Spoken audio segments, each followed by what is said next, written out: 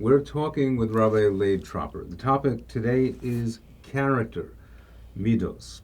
We know, Rabbi Leib, that there's a klal, a principle in the Torah that talks about and against the idea of miskabed b'kolon chavero, to denigrate one's fellow.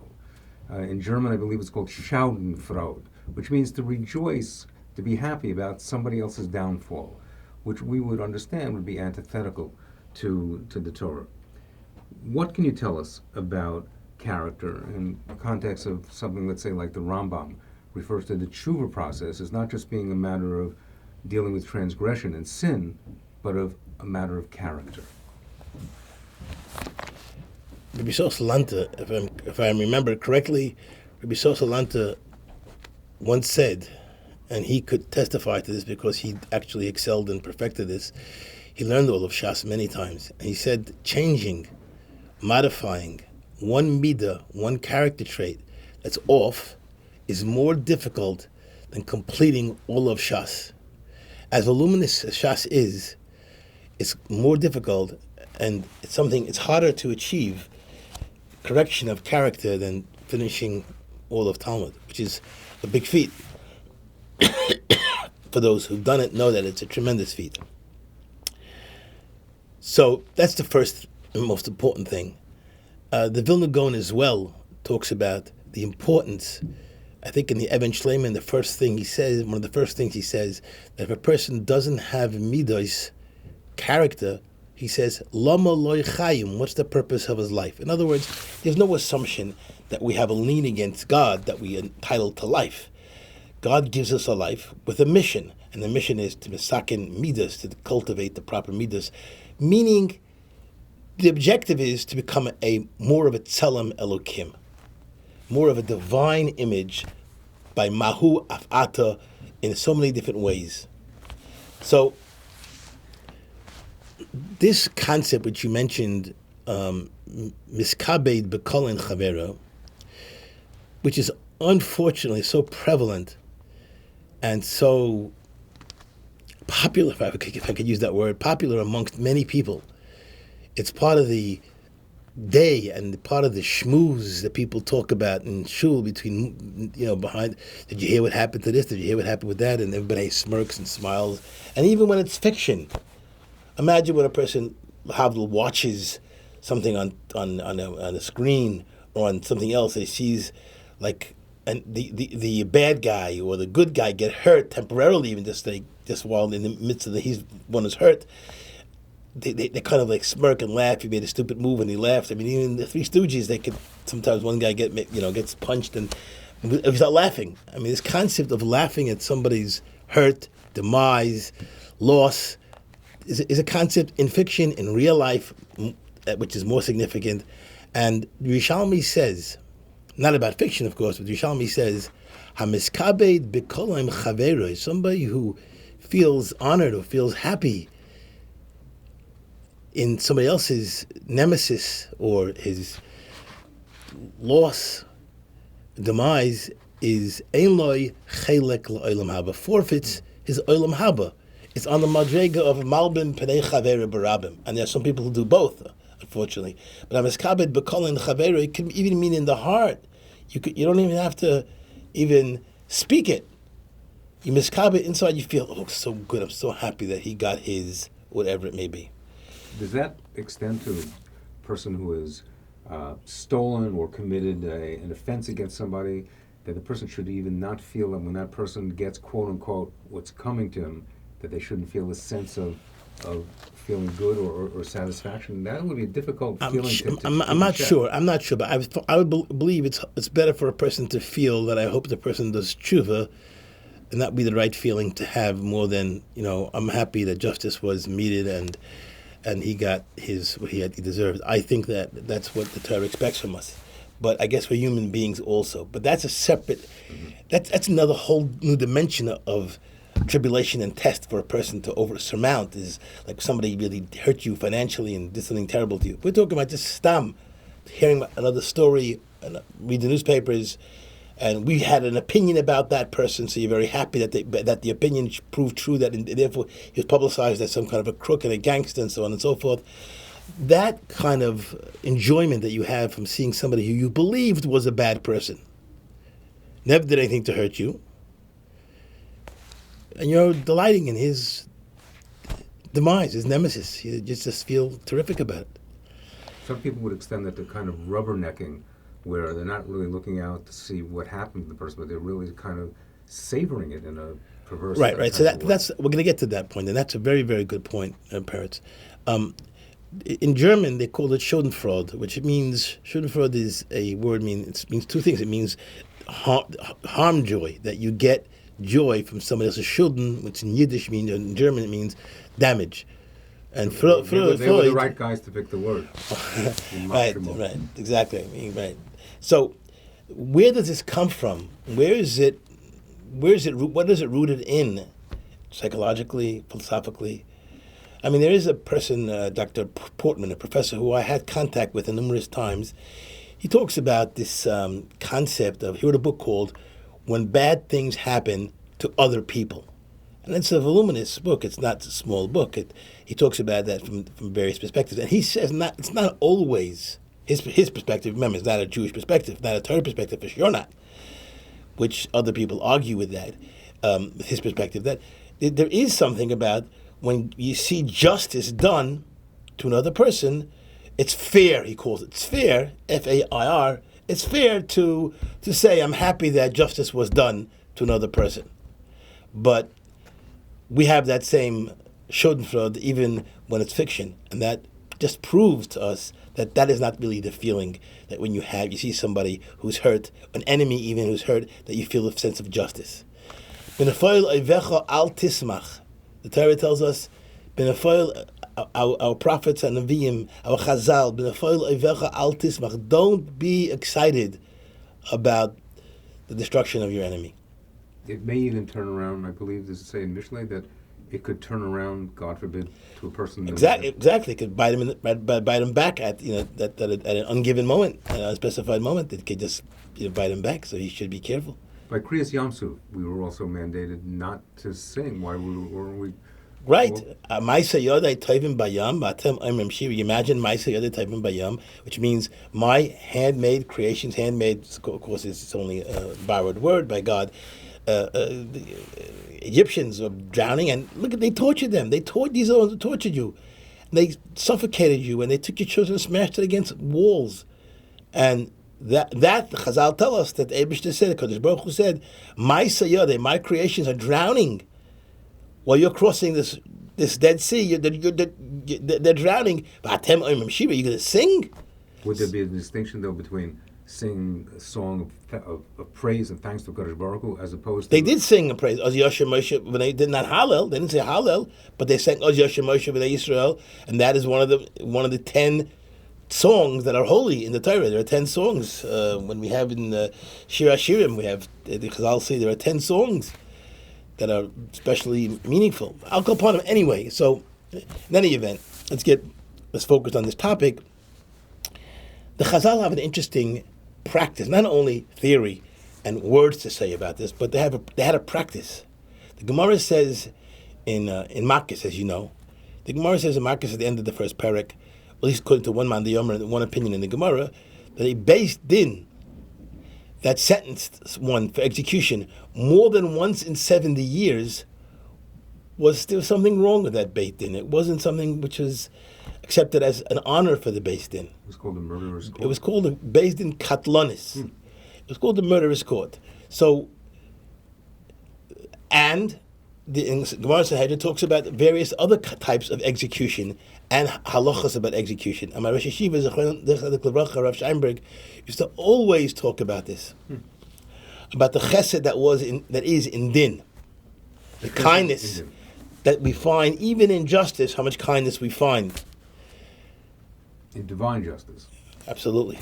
So he says that Rosh Yeshiva used to say, he just repeated the Gemara, he highlighted a piece of Gemara. It wasn't like he said any novel Chiddush, but he highlighted an important piece. It says, Le'seichlu al hadam. What do the Chazal say? You shouldn't eat, this is talking about karbanis. Do not eat on the blood. The Chazal teach us that when was sentenced for execution, as you know, the halacha was that they had to execute him the same day. They couldn't delay somebody. They didn't have prisons to keep him over, except certain situations. But otherwise, they would have to execute him that day.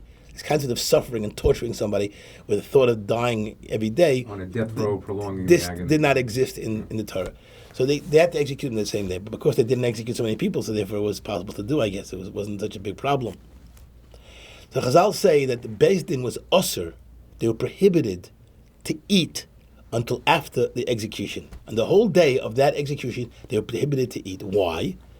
The Beis Din was prohibited because lo yiseichel al adam. When you see somebody else's blood being spilled. Now you have to understand, let's just draw a picture of what that means. That means that Mr. A decided to go be Mechal Shabbos, or to go do some other Avera, which is terrible. And he had two people who warned him.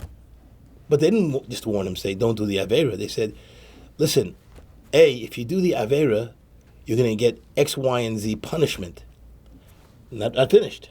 So now he knows he's getting this punishment. And he says, well, I'm doing it anyway. I don't care.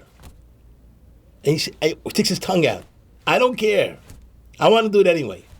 So he's deliberately rebelling against the Torah. On that person, the Torah says, Lo yiseichel al adam.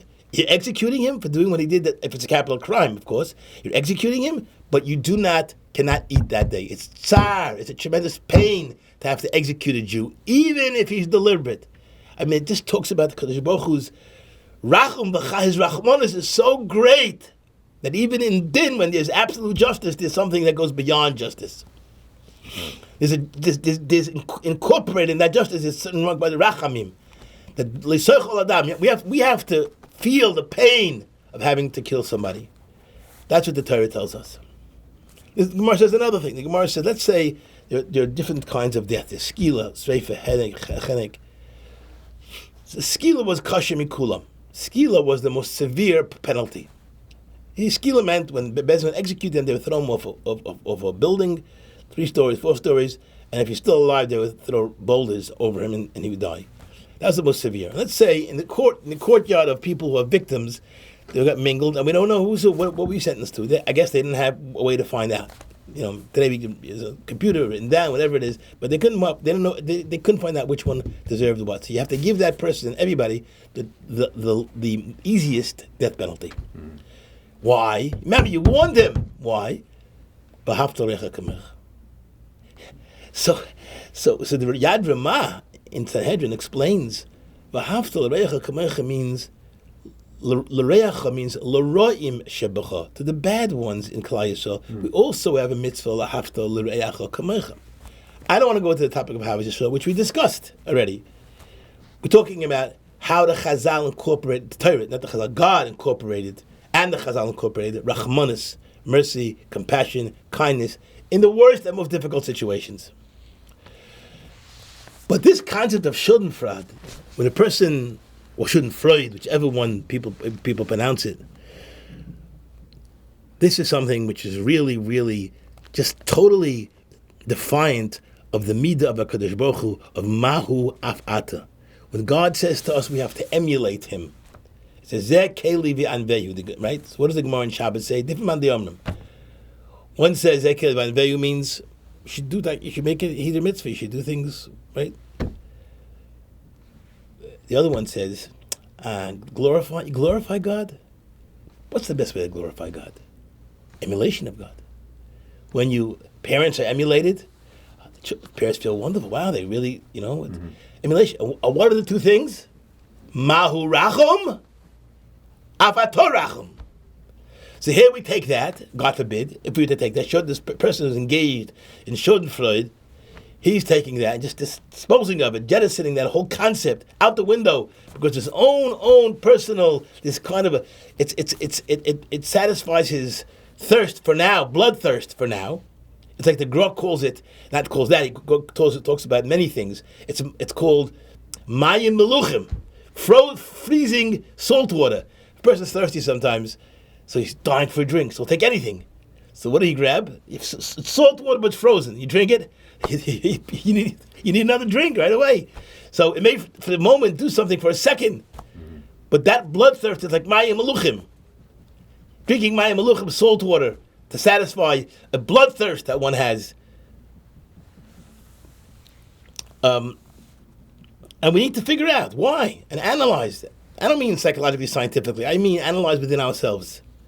And we need to correct that. We need to go, misakin that. We need to go and become different with that. That is something that a person is obviously so severe that forfeiting olam haba, which is the whole, right, what does the Ramchal start off saying in the beginning? And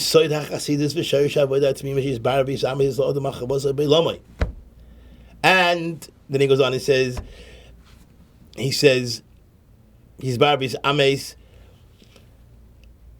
and find out about this olam haba that he's going to get. Shehu hatainug ha'amiti, that is the greatest delight.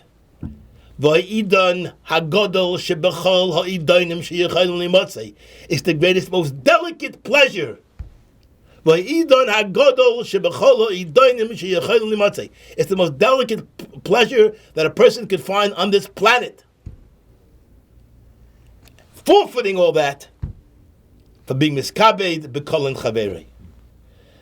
That's why it needs people who do something impetuously to hurt someone else have to think 15 times. And if it's a small suffix of a suffix of a suffix of a suffix, anyone who has the smallest iota of closeness to HaKadosh Baruch Hu would refrain from doing it.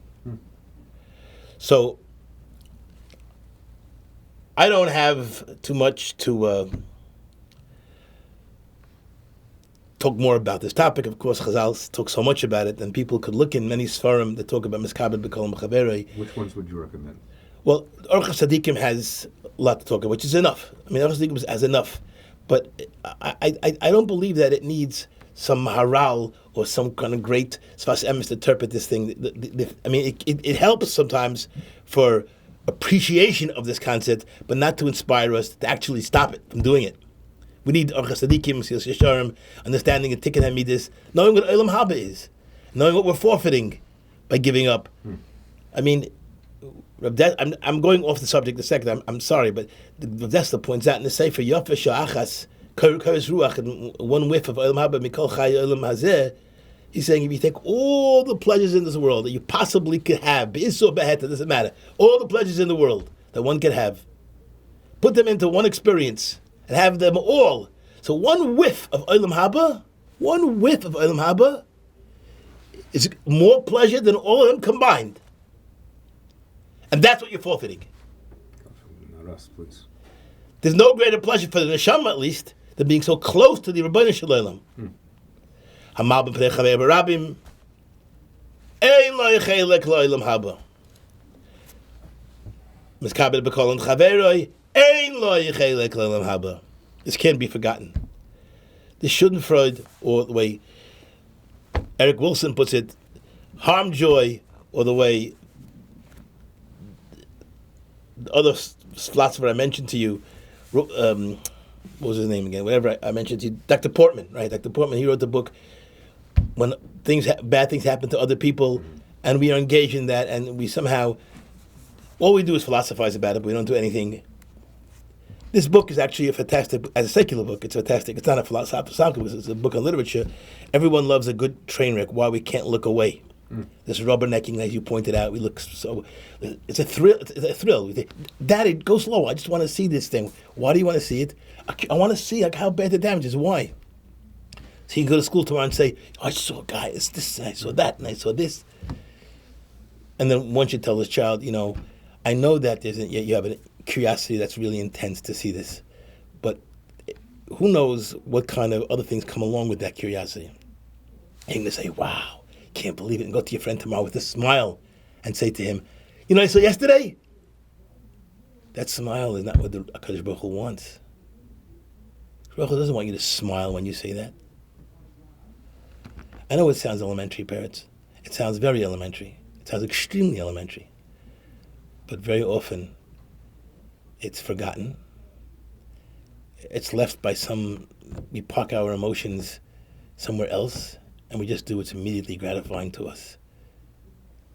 I sometimes think that when watching people gather around an accident and they're just staying there for an incredible length of time with nothing that they can do to help. So what's motivating this? It's just becomes a curiosity that's fed off of the accident. Right. The curiosity is half of the problem. The intensity of the problem is that when we go tell someone else, there's a certain kind of you know what I saw today. Like I'm filling in news that you don't know, but I'm in the news and this is what's going on. Right. It's like and there's a thing that I know something that you don't know, but it's about somebody else's damage, hurt. He may be dead, he may be dying, he may be lost a leg. Chas v'shalom, rachmana litzlan. Who knows what? But it's more common. The Schadenfreude is more common when it comes to people who are matzliach, and then they have some kind of a whatever it may be, some kind of a situation where they have people who are envious and who knows what. And we've seen that so many times in history of Klal Yisrael, that envy has destroyed other people's lives. And envy is not so much so as there's two concepts, at least from a psychological point of view: jealousy and envy. Envy is simply that's real Schadenfreude. It really is. It means why should he have it? Period. And there's jealousy means I want to have it also. I deserve it just as much as he does. But envy is, why is he having it? Why does he have that? And that leads to the real Schadenfreude, that leads to miskabed b'kol and chaverei, and ultimately it destroys one's life. I mean, you can imagine what it is, parents, if a person miskabed b'kol and chaverei. You can imagine that? I mean, could you imagine in your mind? The Steipler Rav writes something that's really very, very important to know this. He writes about all these midas, about Adam al-Chaverei. He writes, the world is not hefker. You could do everything l'shem shemayim and who knows what else, but the world is not hefker. What comes around goes around, and we've seen this in our life. Nobody escapes God's judgment, and it's not because of that particular person. It's because when you hurt another yid, there's not the source of that person. Oh, he's such a big tzaddik that HaKadosh Baruch Hu is looking out for him and punishing people because of him. God forbid. Chas v'shalom. It's because when you hurt another yid, period. That's when the Eibishter tells you it goes around, comes around, and who knows? He writes, who knows what happens to that person 5 years from now? It may have to take 10 years, but somewhere it comes around to that person himself. So HaKadosh Baruch Hu should help us. It really should inspire us. We should inspire ourselves. We should look for the Sfarim that talk about one midah to change, to move off center, to move off where we were last year, to be able to say the day after Rosh Hashanah that I changed. Why? Because I changed one thing. I'm not the same person I was last year because one midah I changed. And this is such a common thing, miskabed b'kol chaveri. And so one of the things that are really, we say in our slang, we'd say it's really not cool to be miskabed b'kol chaveri. It's like, it's not cool. It's just not even like, what is it? It's nothing. It's just really, really, really evil. Be miskabed, to be delight in somebody else's nemesis or tragedy. We should be zeichet to be able to move off center with this kind of change in our life. Amen. Thank you. Thank you very much, Rabbi Leib Tropper.